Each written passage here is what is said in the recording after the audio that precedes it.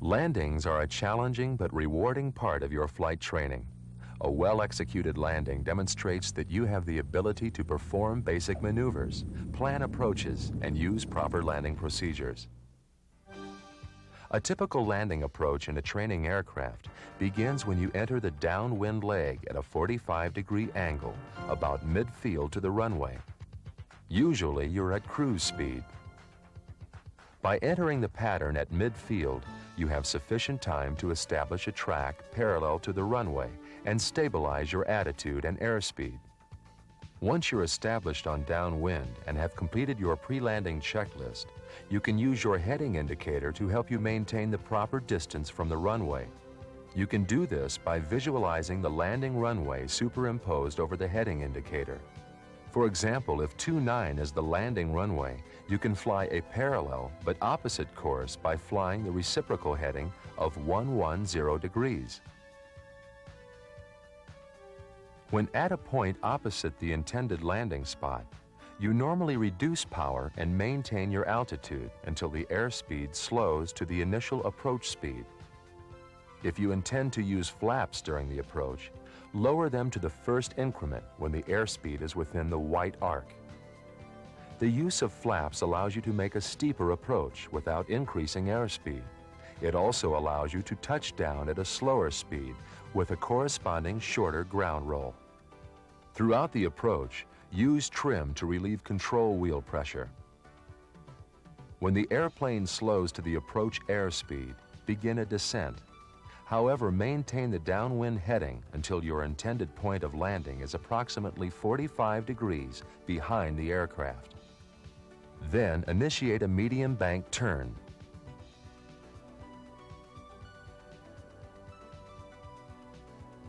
A glance at your heading indicator will help you determine the proper rollout point. You already know that the base leg is approximately 90 degrees from the runway. So when the visualized runway is 90 degrees off the nose of your aircraft, you are on the correct heading. During the base leg, lower the second increment of flaps if they are being used, and adjust the power as necessary to maintain the desired approach path and airspeed. Complete the turn to final so that the airplane is aligned with the runway. At this point, adjust your final approach to intercept the glide path. Lower the final increment of flaps and trim the airplane. If precise control is maintained throughout the landing, the time from power reduction to the touchdown phase will be approximately the same on each approach. During the touchdown phase, you will need to flare or rotate the airplane to the touchdown attitude. At approximately 10 to 20 feet above the runway, initiate the flare by applying gradual back pressure on the control wheel. This decreases the rate of descent and airspeed. As you begin the flare, reduce the power to idle if you haven't already done so. The airplane should reach a zero rate of descent when the main wheels are just off the runway at an airspeed just above a stall. The attitude at touchdown should be very close to the takeoff attitude.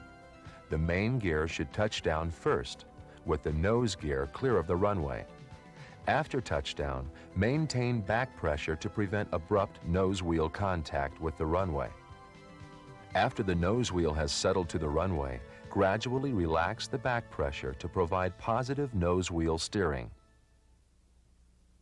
Throughout your training, you should try to be as consistent as possible to reduce the number of adjustments needed in the traffic pattern.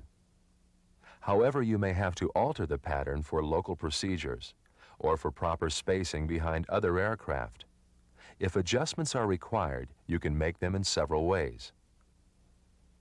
You may vary power or change the starting point of the descent. You may also extend the downwind or delay flap extension. The earlier you recognize a need for adjustment, the smaller the correction will have to be. To fly a consistent pattern, you must compensate for the effects of wind. In order to do this, you must be able to fly a straight line over the ground, regardless of the wind direction. If there is no wind, tracking a straight line is nothing more than pointing the nose of the airplane in the direction you want to fly. However, If the wind is blowing at an angle to your flight path, it will blow you off course unless you take corrective action. You will need to position the nose of the airplane into the wind just enough to stop the drift. The angle formed between your heading and the ground track is called the crab angle, or wind correction angle. How much you crab into the wind will depend on the direction and speed of the wind, as well as your direction of flight and airspeed. For example, if the wind is directly down the runway, you must crab the airplane into the wind on the base leg. If you don't apply any correction, the airplane will drift further from the runway, increasing the length of the final approach leg. Strong winds not only affect the base leg, but also have a marked effect on the final approach. When you turn into the wind on final, your ground speed is reduced. However, the rate of descent remains the same. If you make no corrections, touchdown will be short of the intended point. Therefore, use additional power and increase the pitch attitude slightly to maintain the proper glide path and approach. After the correct glide path is established, try to maintain a constant approach angle. In this way, the apparent shape of the runway will remain fixed. A shorter, wider shape indicates you're low on the approach, while a longer, narrower shape indicates you're too high. If the approach is high, the normal reaction is to lower the nose and dive the airplane at the intended point of landing. While this may increase the rate of descent slightly, the most pronounced effect is that it will build up excessive airspeed, which significantly reduces the time it takes to descend. Therefore, the airplane will still be high as it approaches the threshold. In addition, the excess speed requires time to dissipate, so the airplane may float well beyond the touchdown point. The proper corrective action is to reduce power, extend additional flaps if available, and maintain the proper approach attitude and airspeed. This should increase the rate of descent without reducing the time to the threshold. Another way to lose altitude is to use a forward slip.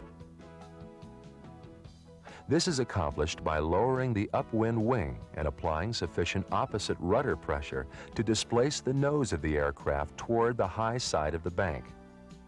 This increases drag by presenting a larger surface area to the relative wind, with a corresponding increase in the descent rate. If you use a forward slip to lose altitude, establish a normal descent before making the transition to the touchdown phase. Not every one of your landings is going to be perfect. Therefore, you need to know what to do if your approach and landing are something other than normal. For example, if the airspeed is low during the flare, you should delay the power reduction. This will help prevent a rapid loss of altitude with a high sink rate and possibly a hard landing. Conversely, if airspeed is higher than normal, maintain just enough back pressure to keep the airplane in level flight until the excessive airspeed is dissipated. Then continue the flare until the airplane touches down. Flaring too early or too late can also present a problem. If you begin the flare too soon, the airplane may stall prior to touchdown. The resulting high sink rate and hard ground contact may result in structural damage to the landing gear and its supporting structures. If you flare too early, add power and stabilize the attitude in a position from which you can make a normal landing. However, if insufficient runway remains, initiate a go-around.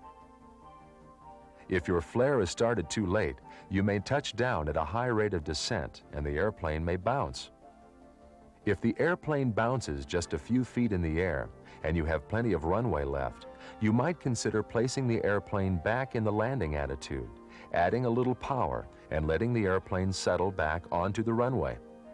Under many circumstances, however, it is best to initiate a go-around by applying full power and adjusting the pitch to the takeoff attitude.